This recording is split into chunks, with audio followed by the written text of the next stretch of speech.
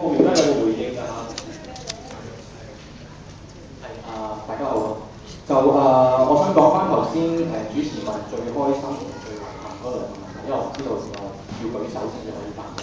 咁咧第一樣嘢最開心咧，其實咧我自己本人咧就係喺2008年開始咧，我本人就開始服務咗喺油尖旺區啊、白田啊、深水埗嘅長者。咁佢哋咧，其實我哋每個月咧都有一個叫派米嘅活動。咁我哋派米係派足5年，每個月都冇停。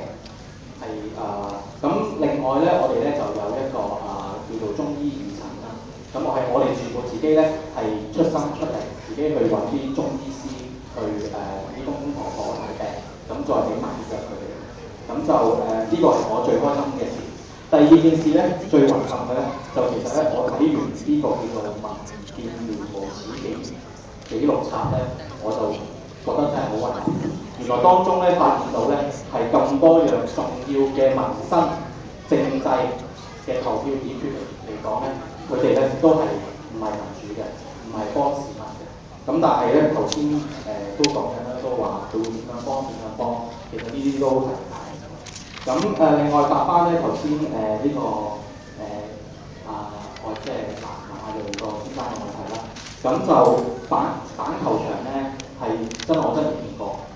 咁我見過，我有陣時咧同我啲黨友去打籃球嘅時候咧，見到咧佢哋即係你啲人打波咧就喺個球場中間度打嘅，即係根本你哋冇一個可以啱嘅，即係適合嘅場地俾你打。但係我見到其實南山村啊、大坑東村啊，好多嗰啲足球場、籃球場周圍都有個密麻麻喎。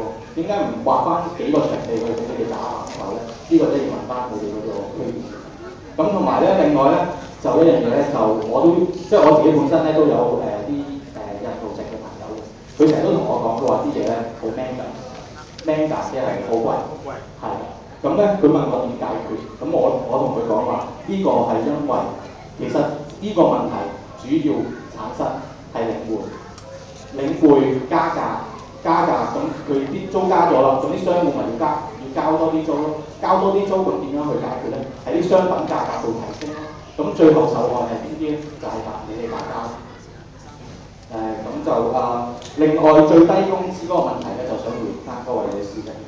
最低工資35蚊咧，我哋之前即係我哋都有個立場講嘅。其實加到35蚊咧有一個壞處嘅，點解咧？會令到好多人失業，呢個係我見嘅事實。政府加到28蚊一個鐘咧，已經令到咧係俾啲年紀較大啊，或者叫做50歲以上啦，譬如嗰啲佢哋好多都俾人篩走咗㗎，請翻啲咩咧？請啲後生嘅，即係嗰啲僱主其實諗翻變咗，啲僱主有啲法律可以走法律啦，譬如講話扣辦工錢啊，點樣去減，佢維翻時數，所以就話呢個問題咧，我覺得唔係喺35蚊嗰度去爭取咯，其實主要爭取嘅係點樣去抗通脹，加到35蚊都冇用㗎，到時通脹又再多20%，咁又加到40蚊，咁呢個係於事無補嘅方法嚟嘅，咁就多謝晒。最後5個名單你係咪要補充？